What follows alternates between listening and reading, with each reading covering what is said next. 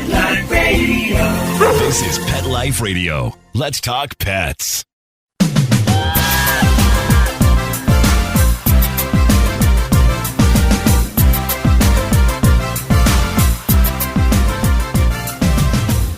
Welcome to Anything Pawsible podcast. I'm your host, Dr. Courtney. I'm a veterinary surgeon, former co-host of Pet Talk on Nat Geo Wild, and host of Vet Candy Watch. And I'm just an all-around pet lover. Here on this podcast, we celebrate the fact that everywhere you look, there is the beauty of the human-animal bond, and that bond influences our everyday lives. And lucky for me, I get to talk to some of the most fascinating and engaging people that help to explore and strengthen that bond. Before we get started, I just want to be sure to let everyone out there know how to get in contact with me. If you have questions, thoughts, or topic discussions, you could always reach me at Dr. Courtney DVM on Twitter, Instagram, and of course, right here on Pet Life Radio. Questions with positivity and love will get answered with priority, but not exclusivity. So I'll pretty much answer anything. Today, we've got an awesome guest. I mean, I'll really just, when the word that comes to mind when I think about this guest that we're about to have is just caring, sincere, genuine, and of course, cat lover. Those are the things and words that pop into my mind when I think about our next guest. Today, we are going to be talking about cat prevention strategies with Dr. Kathryn Primm. Dr. Primm has been a veterinarian for decades. She is absolutely committed and dedicated to prevention strategies in kittens. And let me be honest about something. Having this conversation is really about integrating your veterinary healthcare team right off the jump, immediately, as soon as you welcome that cat into your new home. So let's get a chance today to have this conversation so that all of you can leave this conversation today, walk out into the world with some pearls, some strategies, armed with some great information about how to keep your cat safer. Take a bite out of your competition. Advertise your business with an ad in Pet Life Radio podcasts and radio shows. There is no other pet-related media that is as large and reaches more pet parents and pet lovers than Pet Life Radio. With over 7 million monthly listeners, Pet Life Radio podcasts are available on all major podcast platforms, and our live radio stream goes out to over 250 million subscribers on iHeartRadio, Odyssey, TuneIn, Stitcher, and other streaming apps. For more information on how you can advertise on the #1 pet podcast and radio network, visit PetLifeRadio.com/advertise today. Let's Talk Pets on PetLifeRadio.com.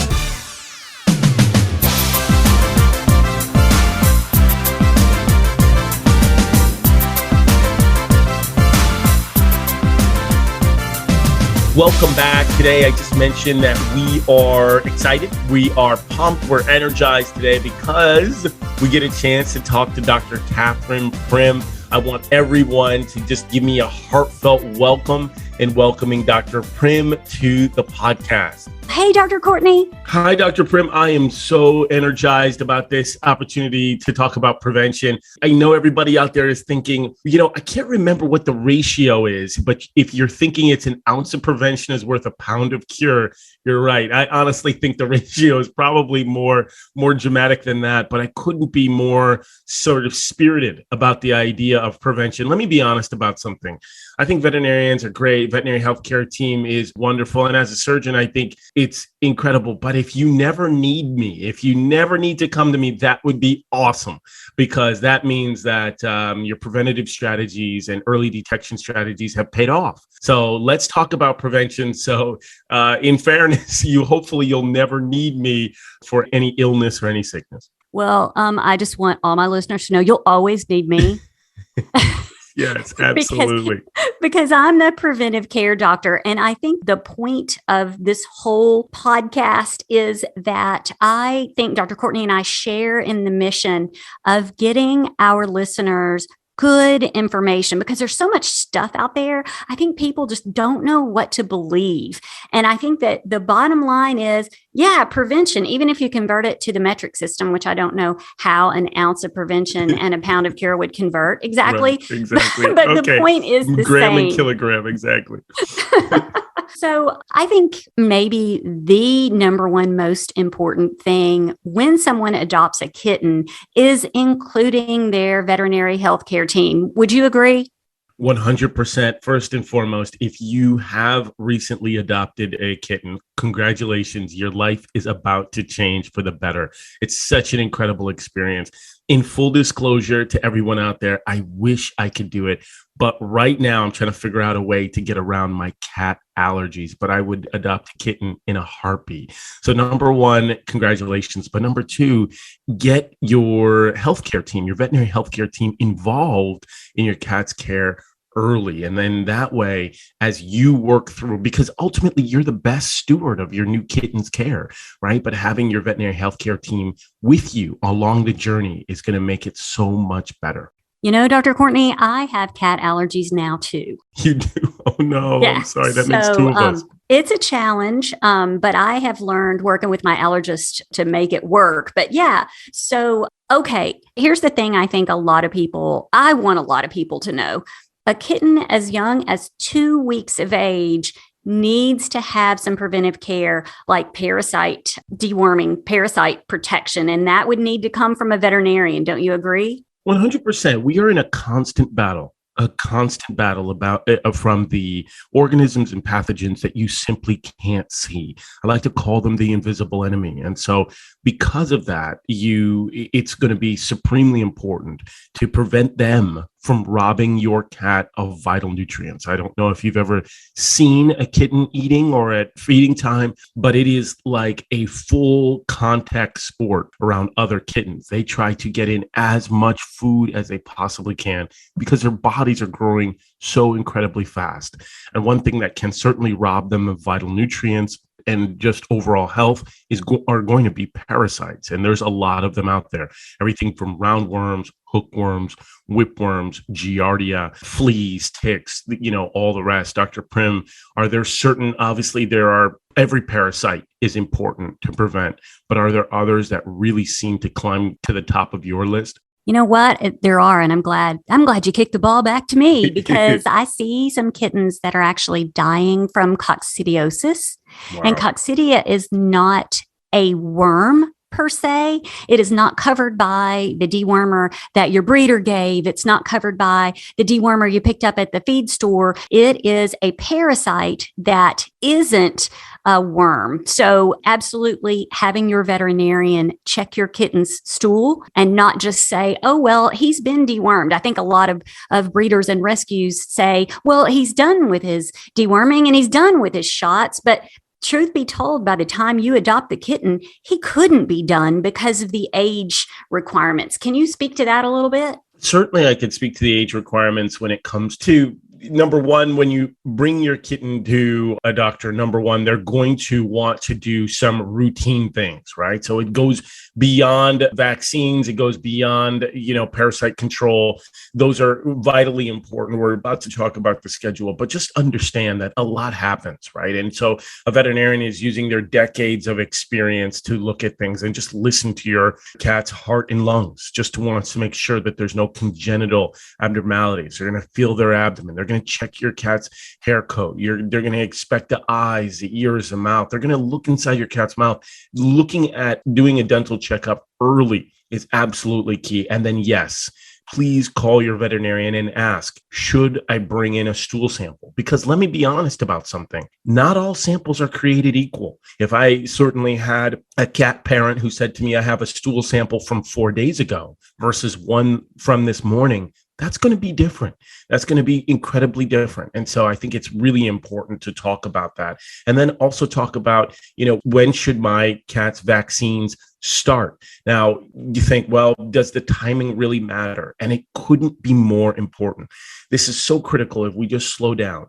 When should we begin the schedule? And the key there is it's all about maternal antibodies. We want to find that ideal window where maternal antibodies that mom has given those kitten to protect it for life, when those start to decline, and then when the pathogens, those enemies out there in the environment, start to be exposed to your cat's body. And that window is right when you want to start the vaccine schedule. And so for veterinarians, it's really important to talk to your veterinarian and find out, when do you recommend, when do you find that ideal window? And when they say this is the time, that's when you come in. Dr. Primm, for you personally, where is that ideal window?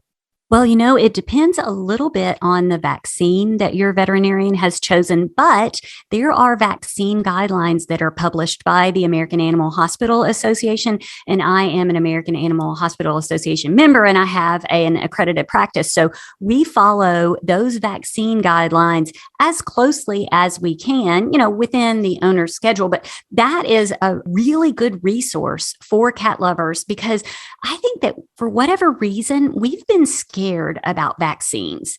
And these kittens need these vaccines. It's not something to be afraid of. Your veterinarian will answer your questions.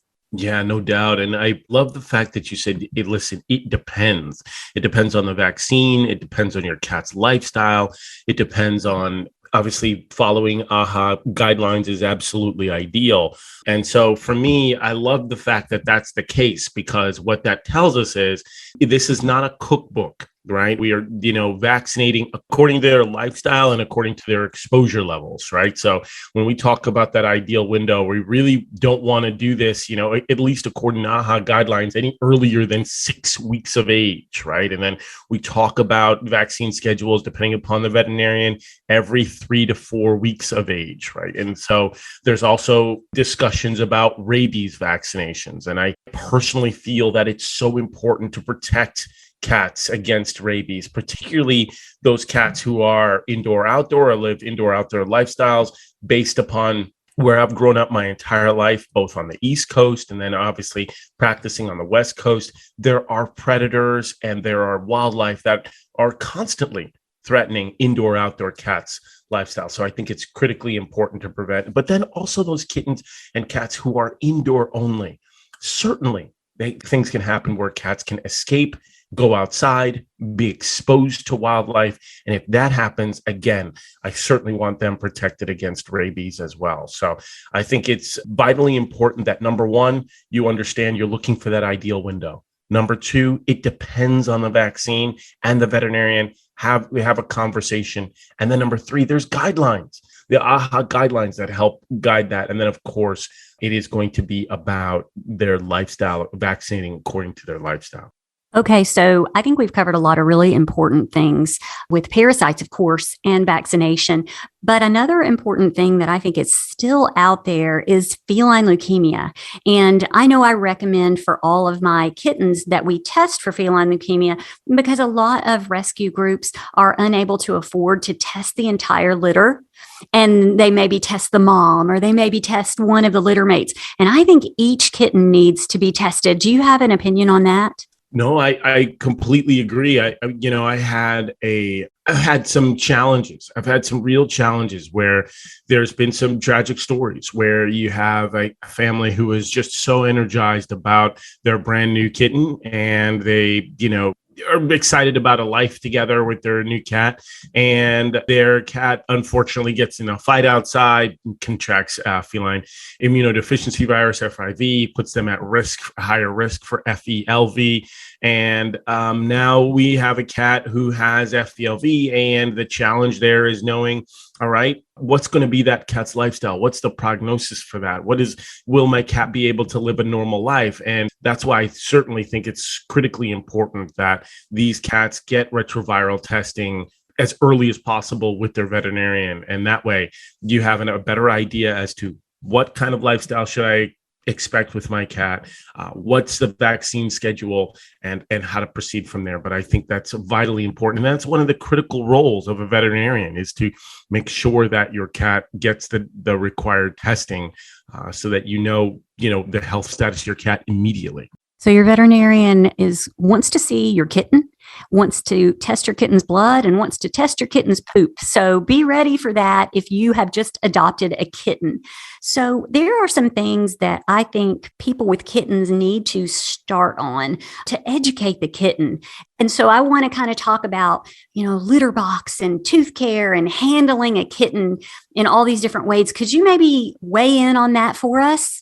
Well, it is interesting. The reality is it is one of those situations where right off the bat, we mentioned that, bringing a kitten into your house is going to be such an incredibly life-changing experience. I have seen, just even as a child myself and even as an adult, a spark in a child's eye or a spark in a family's eye, particularly during the times where we just lived through these past 2 years of upheaval and stress and anxiety, and people are welcoming cats in their life. And that spark is amazing to see, because what that tells me is that they are all hands on deck.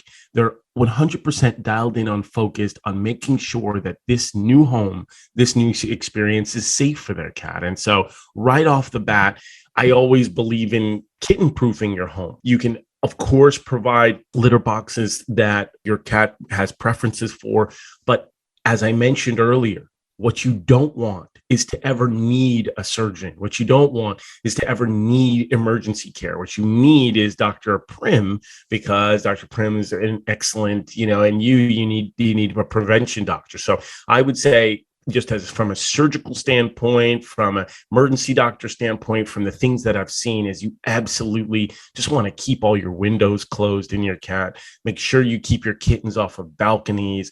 Make sure you remember that cats, they love to explore. They can get into your disinfectants. Of course, keep toilet lids closed, because I've certainly heard about some tragic stories where kittens can fall in and get it trapped in that manner. And then, of course, I have removed a fair amount of plastic material from the intestines of cats, along with cords and string and things like that. So I always recommend, before you're leaving the house, for prevention standpoint, check the house and make sure that you have kitten proofed your home, or cat checked, making sure that your cat hasn't been accidentally locked into a room or locked into a closet. Make sure that there's no electrical cords around that your kitten can chew on. And of course, you and I could probably have an entire podcast just about toxic plants alone. But it's so critical that you look at a list of plants that are toxic. My mom personally loves lilies. She loves daffodils, but she doesn't have any cats. So that's okay. But certainly if you do have cats, all species of lilies, that are dangerous to them. So when it comes to kitten proofing your home, as you can tell, I'm really passionate about it. I've got an entire list of things. When it comes to litter boxes, Dr. Primm, are you still of that schedule or that equation where you should have as many litter boxes as you have cats plus one? Is that pretty much your formula? Absolutely. And you don't think of litter box as a really good thing, but the more litter boxes that you have, especially in a multi-cat home, the less likelihood that there's going to be a silent territory dispute. And anything you can do to keep inappropriate elimination, going outside the box, anything that you can do is an investment in your relationship with your cat and your rugs. Yeah, no doubt. Cats are very distinguished and regal creatures. They love privacy when they're eliminating. And so, if you have a kitten or you have a cat, just remember that most cats, what's amazing about them is that they will instinctively use the litter box. Most of them will. There's no training required like it is for a new puppy. And they do like privacy and elimination. So when they're eliminating, try not to interfere with your cat while that's happening. Just let them sort of relax when they void, so that can be a good experience. Otherwise, that could have implications in the future for inappropriate elimination, which is one of the most common reasons why cats are relinquished to shelters, is inappropriate elimination. So you don't want that, to be honest, you don't want it to end that part to be your fault because you disturbed them. And then try to keep the litter box as clean as you can. I know we're all super busy, but remove any soil litter if you can. And of course, place the box in a quiet location. I know that there's some cats that like a covered litter box versus an open litter box. There's cats that like more gravel litter versus the dusty litter. And as Dr. Primm just said, in my opinion, I certainly think that more than one litter box is really critical. But what if your cat doesn't immediately take to the litter box? You know what I mean? What happens there? Is there training that's involved? And the reality is, yeah, maybe there's some kittens who aren't taking to it immediately. But if that happens, just watch your kitten carefully, particularly when she wakes up from a nap or after meals, because what you can do is simply take your kitten, place her in the litter box each time she shows that she's thinking about using the bathroom. And when she's finished using the bathroom, of course, a positive reinforcement goes a long way. So after she's done eliminating, she gets a treat or she gets a lot of praise. And then that level of training can progress pretty rapidly. But let's be clear, you definitely don't need that intense training like little puppies require. And cats are opinionated, even as kittens. And so they might like a certain type of litter box. They may not like climbing into one with high walls, or they may not like a certain type of litter. And you got to respect that because that's a cat. I mean, when you've got a cat, you've got an opinionated friend. So, I had a client ask me the other day about declawing, and declawing is not something that we do at our animal hospital. And so I want all of these potential cat adopters or new cat parents to know that we are moving away from the declaw. And can you speak on that a little bit? Most definitely. There's a reason why several counties all across the nation are banning and outlawing declawing. And that is because there's a huge contingent of people who are starting to really wrap their minds around what a declaw actually means, what a declaw actually is. And I'm certainly here to just describe exactly what it is so that people know. Now, obviously, there are people who are listening who may have different opinions on that. And I think it's really important, at least before you form an opinion on it, is to know exactly what it is, right? And that is the distal aspect, or the tips of the fingers are actually being cut off, right? It is not just the nail. It's not just getting like a nail clipper and clipping the nails super short. It is actually removing parts of the fingers themselves. And so I certainly endorse anybody who is saying, you know what? I'm going to talk to a trainer. I'm going to talk to a veterinary behaviorist. I'm going to talk to Dr. Primm. I'm going to talk to a veterinary healthcare professional to find out what alternatives do I have before going to something as extreme as declawing, and basically saying in your mind, committing yourself to say, I'm not going to do that. I'm not going to even consider that as an option. I'm going to see a veterinary healthcare professional right off the bat to find out what I can do from a behavioral standpoint to get this issue, whatever the issue is, in a better light. And I would certainly say using your veterinary healthcare team as a resource to help with behavioral issues is going to be the key for that. So just number one, let's wrap your mind around exactly what it is. Number two, understand that we as veterinarians and counties and municipalities are absolutely outlawing it or moving away from it. But then number three, more importantly, there are families out there who are like, what am I going to do? My cat scratching is really causing major issues in my house. I've got to figure out something. And my first answer is talk to your veterinary healthcare team right off the bat and find out if there's resources that can help you. Just as an aside, though, I think that a lot of people say, should I get a scratching post or something like that? And I say, contrary to popular belief, like cats don't really use scratching posts to like sharpen their claws or anything like that. They actually use it for exercise and sort of like clean their nails and mark their territory and things like that. And of course, leave a scent. So what I would say is if you're looking at prevention strategies, if you're thinking, I don't want to have to relinquish my cat, I don't ever want to have to consider doing something as extreme as a declaw or things like that, get a scratching post.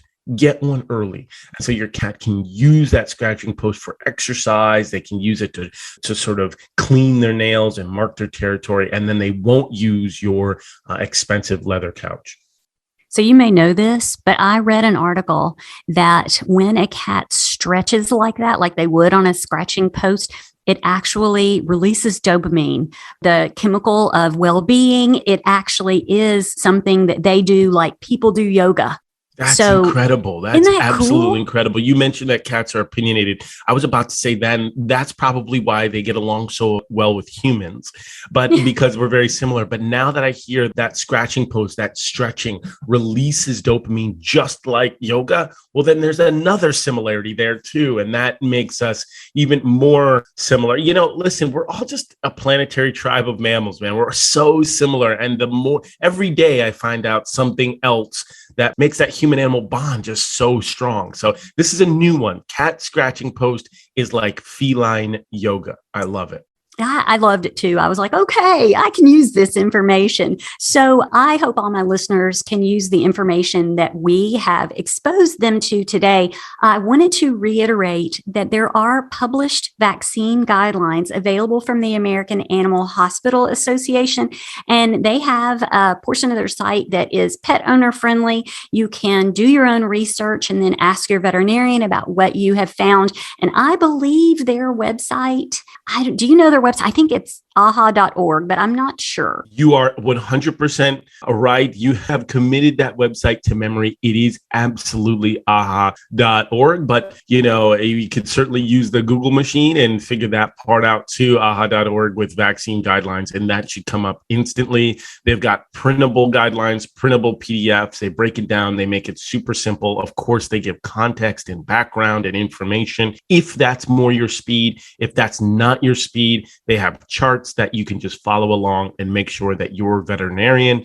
and your veterinary healthcare team are adhering to those guidelines. Another resource that I think is pretty cool, and I use it myself, is the Companion Animal Parasite Council, because they do these really cool regional parasite screens, and they send me an email that says, hey, we're seeing a lot of this parasite in your area or whatever. And I think that pet owners certainly could take advantage. And I think that one's capc.org, but you could also Google Companion Animal Parasite Council. Yeah, no doubt. It is really critical. As I mentioned, when I was in Connecticut, of course, we saw just a different set of invisible enemies. And now that I'm mainly in the central coast of California, you see a completely different set, a completely different lifestyle. So understanding regionally endemic areas where parasites, have this ebb and flow, I think that's really critical. Thank you for that resource. Thank you for bringing that up and mentioning that resource. That is really, really important. Okay, so while my listeners are Googling, tell how they might be able to find out more and follow you and learn more about what you're doing. Oh, man, that would be awesome. I'd love to say hi to people. We'll have a conversation online. Of course, anybody who wants to reach out or have a conversation or just learn more, and please check me out at Dr. Courtney DVM. I'm here. I'm absolutely would love to chat. Just give me a follow. Also, drcourtneydvm.com. Just check me out on my website as well. But certainly you can find me on socials, all the major platforms, of course, Instagram, Facebook, Twitter, and LinkedIn. And yeah, I'd love to see you there. And if you follow me, I follow him. So you could use me to cyberstalk him as well. No, it is awesome. And like I said, because of the time difference, because we live such busy lives, I will be honest, when I was initially jumped into socials and social media, I wasn't necessarily a fan, really, really young. But as time has gone on, when I get to follow awesome people like Dr. Primm and just see what things are happening, all over the nation, and incredible people doing really powerful things with animals, it is important. So please, everybody in that cat loving community, follow Dr. Primm, say hi to me on socials so that we can all just share in the love and celebrate our love of cats. Yeah, and be inspirational, which is what you are to me and what I try to be to all of my listeners. So thank you so much for taking time out of your busy day, being on call and everything that you have going on to talk with me. Well, it's been a lot of fun. Like I said, what an incredibly powerful conversation. It's one of these conversations that I look at as quote unquote evergreen, which is that regardless of where you are in life, regardless of your cat's journey in life or how old they are, there are prevention strategies, including vaccines, preventing parasites, cat proofing your home, litter box training, and all the rest. These are strategies and pearls of wisdom from Dr. Primm that can be used at all times. So I want to thank everyone for joining us during this conversation. Please, as we mentioned earlier, let's continue the conversation online. Check me out on @Dr. Courtney DVM on Instagram, Twitter. Of course, check out Pet Life Radio. And for all of us, including Dr. Primm, myself, and for everybody listening, just remember, please enjoy your day, take care of yourself, and take care of the cats in your life. That has been an awesome episode of Anything Possible. Just remember, there's nothing stronger than the human-animal bond. Let's Talk Pets, every week on demand, only on PetLifeRadio.com.